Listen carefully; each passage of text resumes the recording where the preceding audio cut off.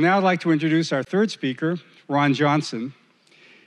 In talking about challenges, Ron Johnson not only faced some major challenges, but faced the challenges publicly. Now, like Vanessa and Diane, Ron has an amazing resume. Graduated from Stanford University and the Harvard Business School, on the board of Stanford, and vice chair of the Stanford Hospital and Clinics, and high-level executive positions at Target, at Apple, and JCPenney. Now, I expect that many people here have probably visited an Apple store, right? Well, the Apple store and the Genius Bar were Ron's idea when he was a senior vice president at Apple. So let me put into context the environment when those stores were opened, and that was in May of 2001.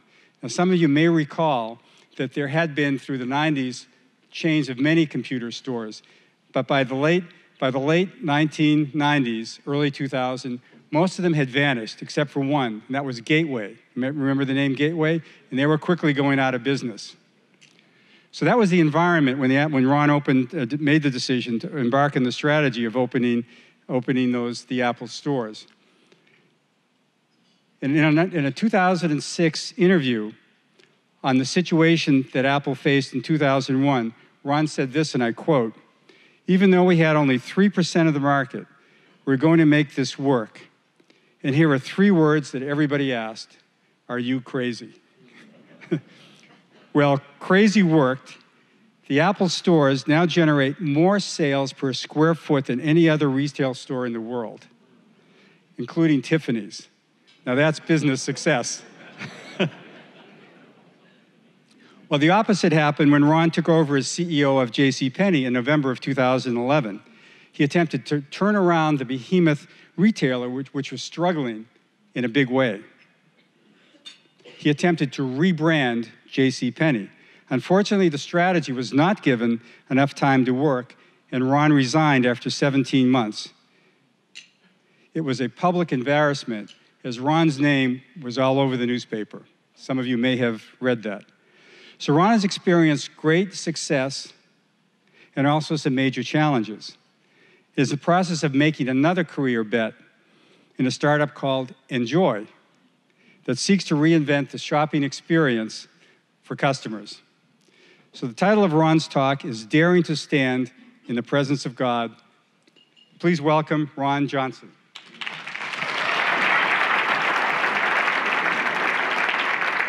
I hope that's a lucky 13, Skip. No. Listening to Vanessa and Diane, I'm reminded we each have our own pool of tears.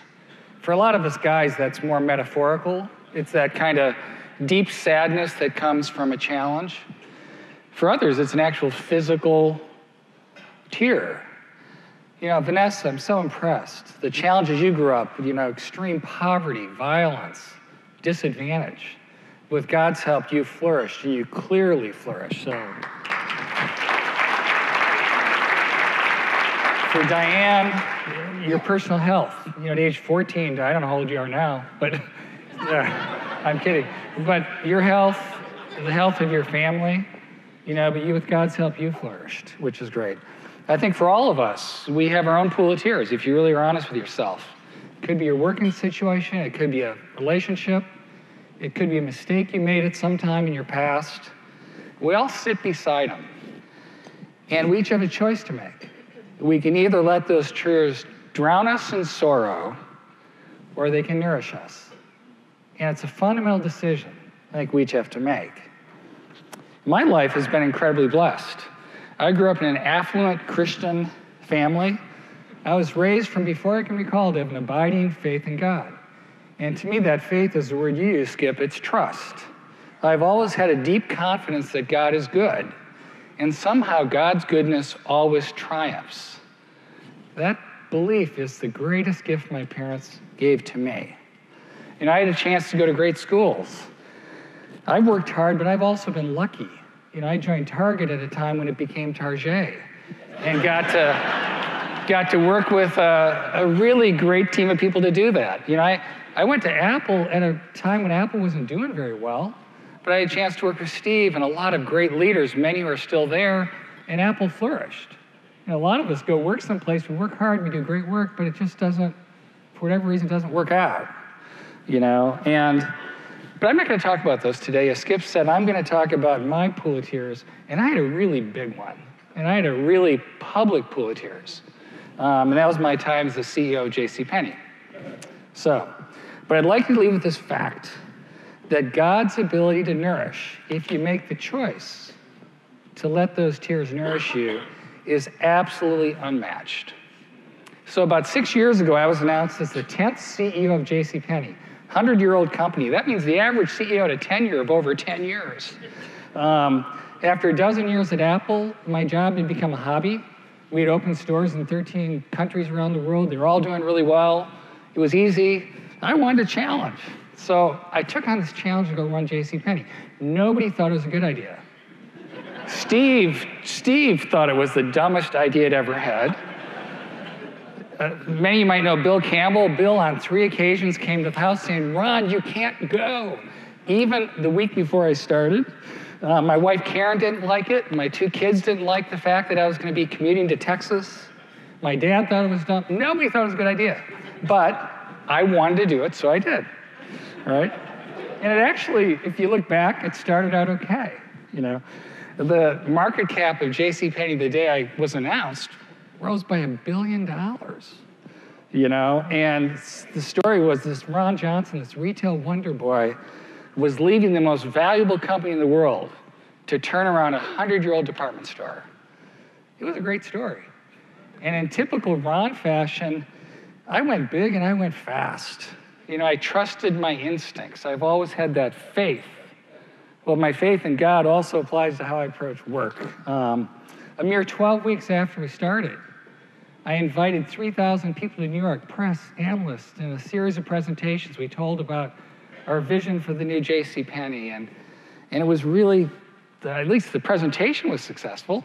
The stock was now up $3 billion, or 75%, and all I'd done is deliver a presentation. Life was good. People seemed excited. The next day, we changed everything. We changed our pricing. We changed our branding. We started to remodel the stores. We brought in new merchandise. And sales went down, which we expected them to. I believe in life, sometimes you have to go backwards before you can go forward. In 2002, we figured Apple sales went down 38%. Yet Apple's done okay. Sometimes you have to do that. But our sales were down 19%, not 15%. And to me, it was all part of the plan. It really didn't bother me. But boy, did it bother everybody else. And it really bothered them. As the months went by and our sales stayed low, the board, employees, investors, they all struggled with it. They all wanted to go back to the old JCPenney model. Well, I had this amazing discovery. I not only was on my own when I went to JCPenney, I was on my own at JCPenney, except for a handful of people, a couple are in the room today, who came with me. Within a few short months, all that belief turned to grief. The board abandoned me largely. The team that really never believed in me to change abandoned me. The media turned on me. I'd come back here, my friends treated me like I was at my own funeral, except for my son, Will, who's here today, my wife, a few close friends. I really didn't have support. All I had was myself, a large pool of tears. It was by far the darkest point in my sunny life ever. And it became clear after a few short months that my dream to turn around JCPenney was not going to work. It's hard to change an organization that doesn't want to change. It's hard to innovate a place that kind of prefers to stand pat. And that's not a criticism, that's just the nature of a lot of large organizations that have been around a long time.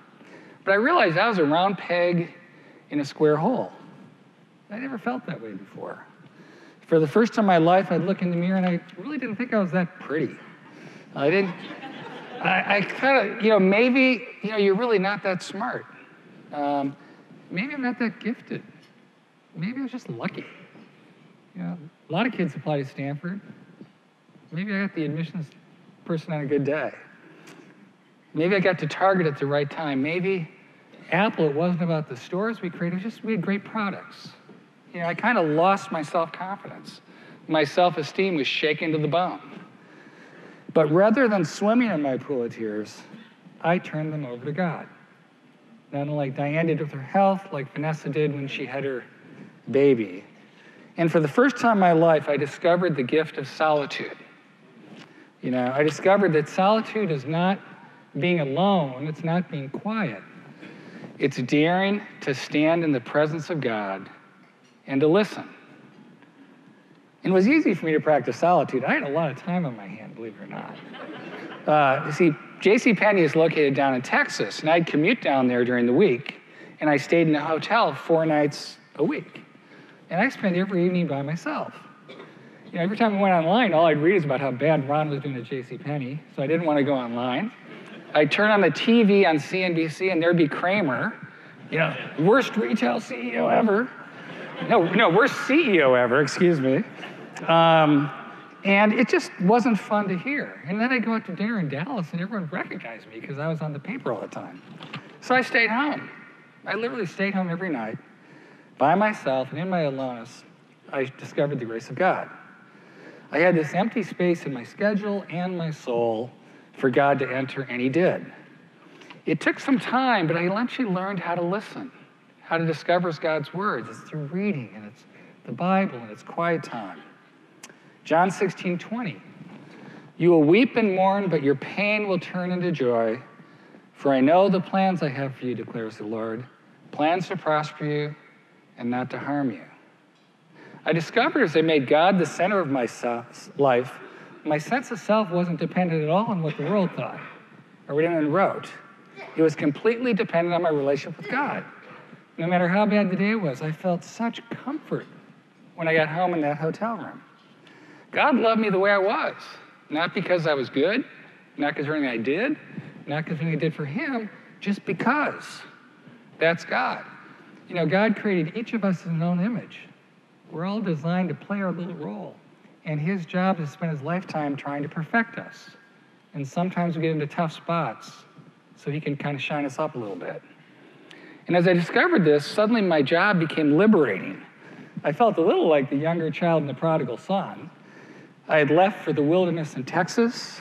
I had squandered everything, my reputation, money, confidence. And while I didn't run home, as I stood in the presence of God in the hotel room, I felt one hand on my shoulder, another on my back, and I truly felt he loved me.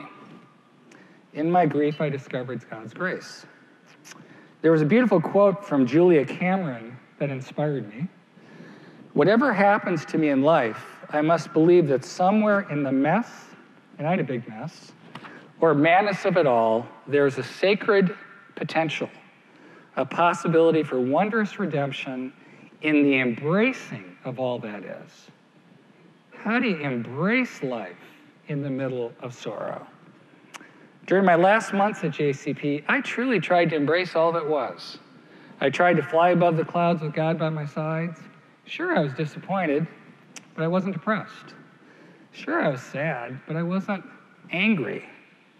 I grew through my grief, and pretty soon that presence I felt in the hotel room was with me every moment of the day. On the outside, I was hurting. On the inside, I was gaining strength. One of the great lessons I learned there was how to love. Believe it or not, I learned to love all of my haters at JCP, and I think they didn't like it very well.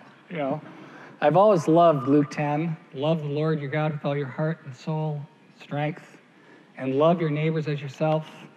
I realized my neighbors in Dallas were the employees, my board members, the press. Everyone was put in my path. And I didn't have to like them, but I had to learn to love them. It was really hard. I had some senior people on my team who'd lie to me every day. They'd tell me one thing and tell their teams another. But I realized, they're just trying to survive. They have families. They want to keep their position. So I had empathy for them, in spite of what they might have done to me. I found the board members who kind of gave up pretty quickly. Just because they didn't agree with what I viewed the future, they were just trying to do their job to protect the company. So I had to learn to love board members who didn't really support me very well. And even the press, they're just doing their job. Some of them work to entertain, some try to tell the truth, but they were created by the same Father. Yeah? So if you're a Christian, you got to love them too. You know, Martin Luther King taught us to have an overflowing love which seeks nothing in return. The love of God operating in the human heart. Dr. King said, we love people not because they possess some divine spark. We love them because God loves them. And we have to love them too. So I learned to love at JCPenney. I learned a lot of business lessons about going too fast, about not putting the right team together, about making some strategic errors. But one thing kept haunting me, you know, why did God have me go to JCPenney? Why did he let me make this outwardly awful decision? There had to be more. So I kept trying to find it. I could feel it, I couldn't find it. And then one evening I read the 23rd Psalm, and I couldn't get past the first sentence. The Lord is my shepherd, I shall not want. I was convicted. I shall not want. You see, I wanted to turn around JCPenney. Nobody else really did. God had given me so much in work at Target, at Apple, my family, my friends, but I wanted more. I wasn't satisfied. In many ways, I think he finally said, enough. I realized my whole life I'd never been satisfied with God's gifts. And God wanted me to learn not to want, but to be grateful for the boundless gifts he'd poured out to me. Eventually, that led me to reach the conclusion, why have 100,000 employees go through a challenging transformation just because I wanted to? And I told the board after a difficult year, you know, if you want to go back, I'll step out of the way. And I offered to resign on multiple occasions. And 15 months after I started, the board accepted my resignation. There was one last blast of press criticizing me, but it really didn't bother me. Because through that time in the hotel room, my strength was founded on God's love and grace, not what the world thought. I was cleansed of arrogance. I was cleansed of self. I was cleansed of a desire for reputation. I had gained humility, and finally, I did not want. My last day was one of my best. I felt blessed. I felt free. And I finally was home again. Well, after that experience, which was very hard, I doubted I would ever work again. You know, I'd kind of reached somewhat of the pinnacle. I'm a CEO of a big company. I was 55 years old. I didn't have to work, so I took time to reflect. I began meeting weekly with John Ortberg, who's a good friend of mine, seems like he is with you, Diane, and Peter Stamos, and we talked about work and faith. And I told them, despite that tough 17th month at Penny's, I really feel blessed. And John's advice was simple: when you're blessed, you got to be a blessing. So I decided to spend a year and do nothing but make myself available to people. And I had a lot of calls. I think people felt really sorry for me and wanted me to do something. So limiting myself to about 3 a day, I met with startups and individuals. And during that year, I also contemplated my career. And I realized that I personally feel God's pleasure when I work. I love working on teams. And I discovered that when you apply God's values to work, they really make a difference. And I look back, the best points in my career, the best days at Apple, at Target, when we did that. You know, example, at Apple, we don't use sacred terms, we use secular terms.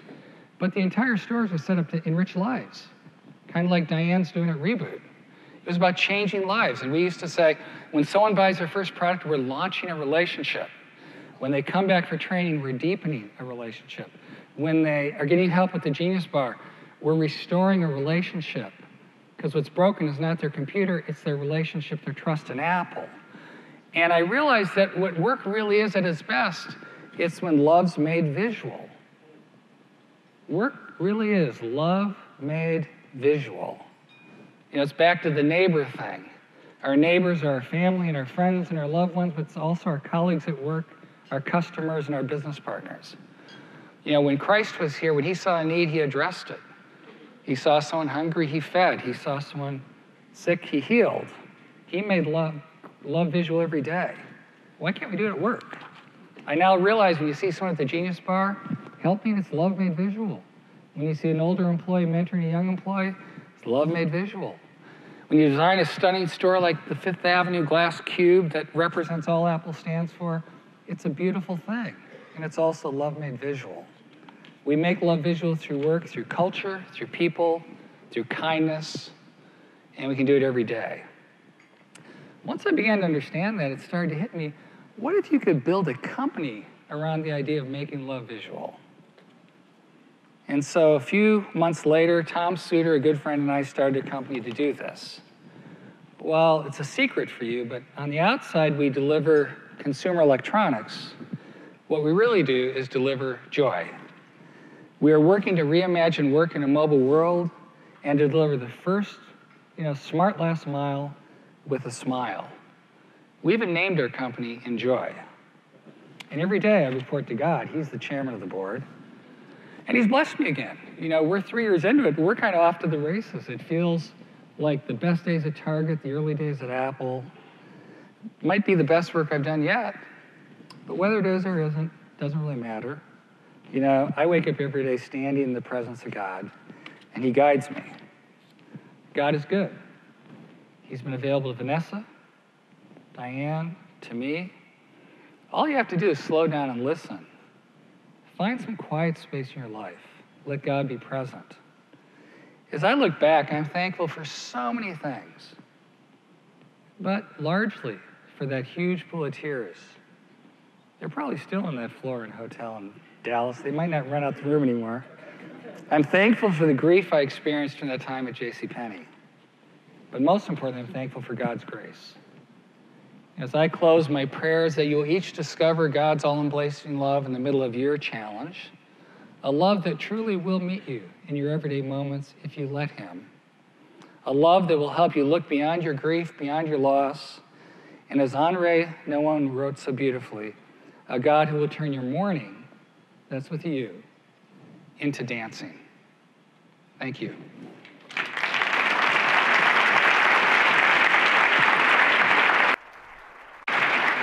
You stay up here. Wasn't that wonderful? It's, what struck me as I've gotten to know Ron a little bit over these last several weeks is humility for all that he's done. And I think that was actually before JCPenney. I've talked to some former Apple employees who said that was one of the characteristics of Ron. But wasn't it a wonderful talk, so many takeaways, daring to stand in the presence of God. This is Silicon Valley. How many of us can slow down and really be in the presence of God? A wonderful lesson for us all. So thank you so much.